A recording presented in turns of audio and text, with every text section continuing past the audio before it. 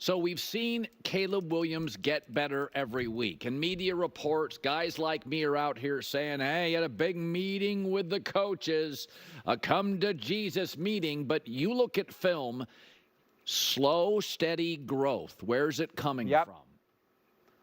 The film tells you, I don't want to use the word simplify because that is a bad connotation. But again, I just talked about helping Jaden Daniels. They're doing a great job of helping Caleb Williams, of really defining the route concepts so it defines the reads. It keeps them relatively basic, which, by the way, is the job of the coordinator. You should be doing that with every quarterback so that he knows exactly who to look at, where to go with the ball, and they also give him some plays that are basically no-read plays. You know, he's thrown the most screen passes of any quarterback in the league through 6 games. Those are plays, obviously, that are no-read plays. The touchdown he threw to Cole Kmet last week, the first one, which we're going to show in a moment here, that's basically a no-read play that becomes a 31-yard touchdown. So they're doing an outstanding job with him. And make no mistake, this kid can throw the ball exceptionally well. He controls it beautifully. I mean, you saw him for those 2 years at USC. It comes out of his hands so beautifully. Yeah. So let's go to the play of the week, which includes Caleb Williams and the improving Bears offense. Yeah, this was the first touchdown in the game last week in London, where he hit Cole Kmet on the middle screen, a play I've seen numerous times in the league. You've probably seen it as well. It's beautiful. You fake the swing one way, you fake the screen the other way, and then you throw the middle screen. It's so beautifully designed. A perfect example of what we're speaking about with kind of a no-read play. So what you're going to see here is you're going to see that Williams is in the gun. It's going to be a 2-by-2 set. Now, we want to focus on Kmet just so people know where he is because he catches the touchdown. But there's a lot that goes on before we get to that. So what you're going to see here, and there's Kmet. He's attached to the wide side of the field.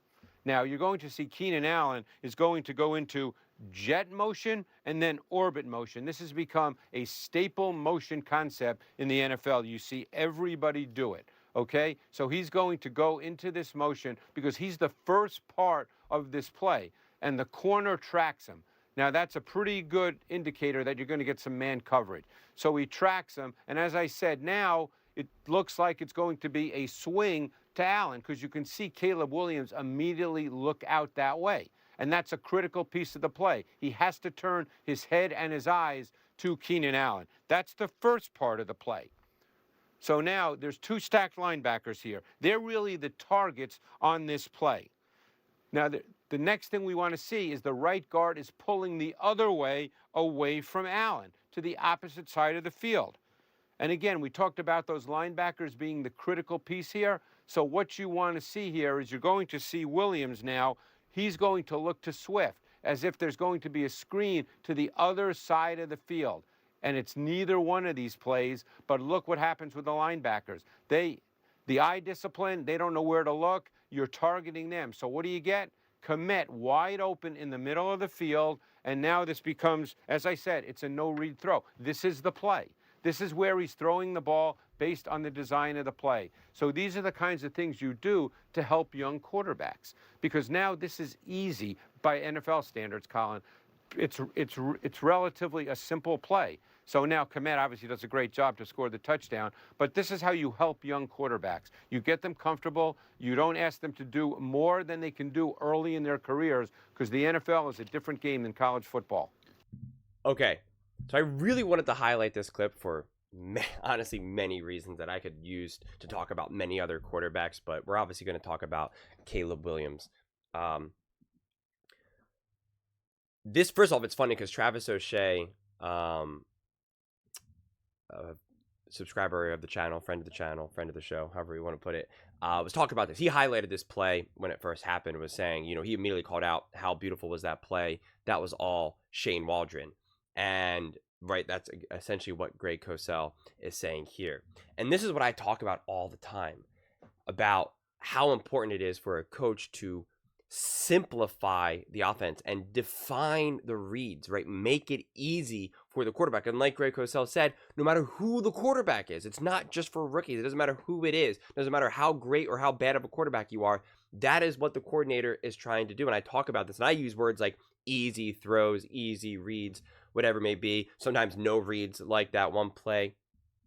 And I when I talk about that, and you have a lot of fan bases that are very sensitive, if I mention that that's what Andy Reid does for Patrick Mahomes or with Lamar Jackson, whatever it may be, people get very angry about it. So I encourage you, Chicago Bears fans, to you have your quarterback. He's great. He's going to be awesome in the NFL, but don't be sensitive to that. Like Shane Waldron helping set up Caleb Williams for success is exactly what you want to see, right? It's so important. But then also make no mistake about it, Caleb Williams executes that play perfectly. And you can really see the patience. First off, when he does the fake, it's actually done in the appropriate way.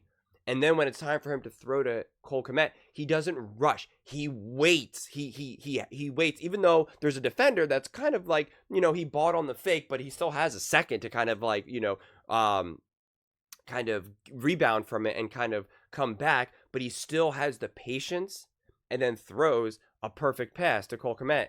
And it's executed perfectly, beautifully. And of course, Caleb does throw a beautiful ball. And this is why I always talk about how important it is for these quarterbacks to have coaches or coordinators to set them up for these easy plays that makes the foundation. It's the foundation of the game plan. It's the foundation of what you're asking the quarterback to do. And then occasionally it's like, hey, Caleb, can you go scramble and rip off a 20-yard run? Can you go scramble, buy some time in the pocket, and then throw a dart down the field, right? Like, that's what I'm looking for you to do. But when you're relying on that quarterback to do that all the time, and the game plan is just like, hey, man, have at it, that's when you run into trouble. And in a lot of ways, I don't even really at this point even know what the game plan was earlier on in the season with Caleb Williams. I mean, at this point, especially when you see this right here, you're like, how was this not here week 1, week 2, week 3, right? Instead, it was like, hey, Caleb, just drop back and, try to push the ball down the field, add double coverage. You're a great player. You can find a way. And it was like, what are we doing here? So it doesn't really make sense. So I've been loving what the Chicago Bears have been doing, loving how Caleb has been looking. I think when people hear Greg Cosell say, like, hey, they're leading the league with the most screen passes and some of these no-read plays, certain people, especially if you're a super fan of the individual quarterback and maybe more of a fan of the quarterback than the team itself, this is something that I still continue to learn every day when I make a video about the most popular quarterbacks.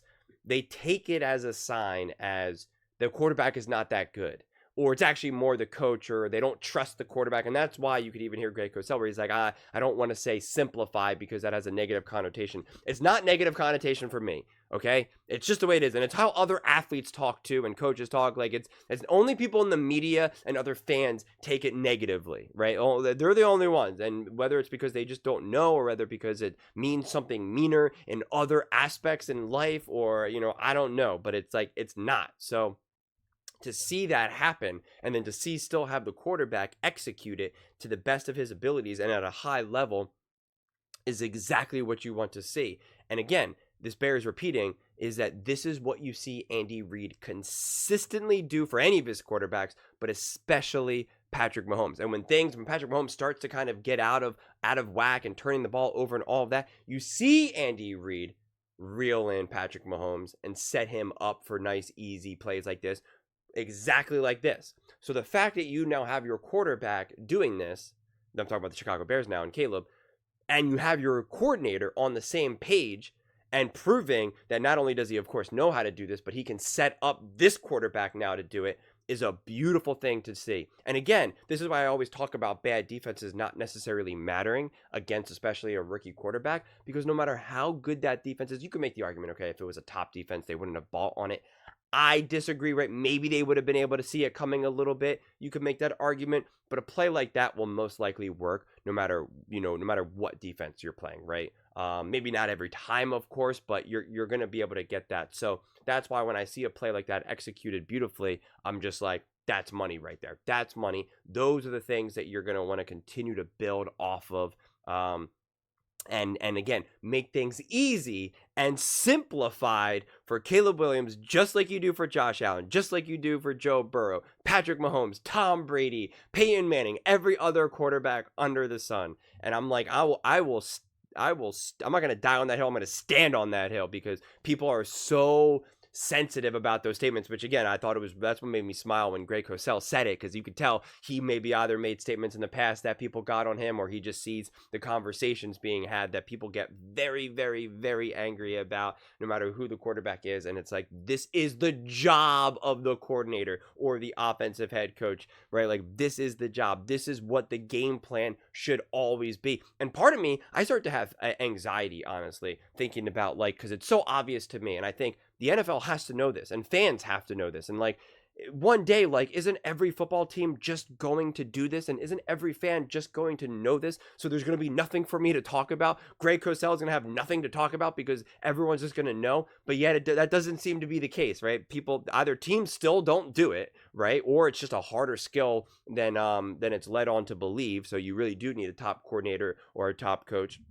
And fans just still refuse to accept some of those things as truths. And so they constantly need to be told again and again and again, this is how it goes. But I think if you're a Chicago Bears fan, you see some of those things, you see the tape, you see someone like Greg Cosell breaking it down.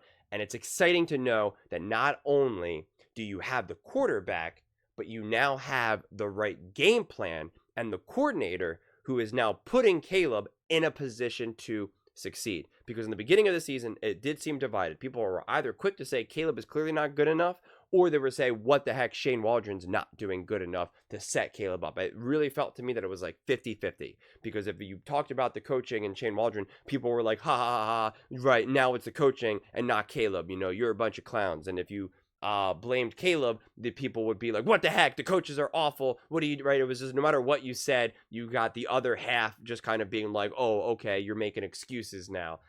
So it's nice to see both sides, right? Both sides of that coin coming to the party, showing up, and I do believe that it will continue. Of course, it's not always going to be as easy as it was last week, and when you're playing harder teams and whatnot, it'll definitely be more difficult, and there's going to be times that you are going to rely on Caleb to kind of do some of that more off the script type stuff, and still throw the ball down the field in double coverage, but be a little bit more strategic about it rather than leading to turnovers like it was earlier on in the season. But also getting some of these plays, getting some of these completions are just so momentum building. They keep the drive going. You're getting obviously chunk plays, keeps everyone involved. Everyone loves a play like that. It's just great all around. And I do believe it's going to continue. And I'm excited for how Caleb continues to get better and better and better week after week after week. But those are just my thoughts. I'd absolutely love to hear yours. What do you guys all think about Caleb Williams and the Chicago Bears and the continued growth of Caleb? Let me know in the comments below. I read every single comment, so whether you agree with me or disagree with me, either way, let's get in some discussions, let's get in some fights, but ultimately, let's just have some fun. And please do consider subscribing. We are building an amazing community here, and I'd absolutely love to see you part of it. I want to build something that we all genuinely feel connected to, something that we're really excited to be part of. I think we're well on our way to doing it. And please don't forget to give this video a thumbs up, as it really does help with the visibility and the algorithm. Thank you so much, and see you next time.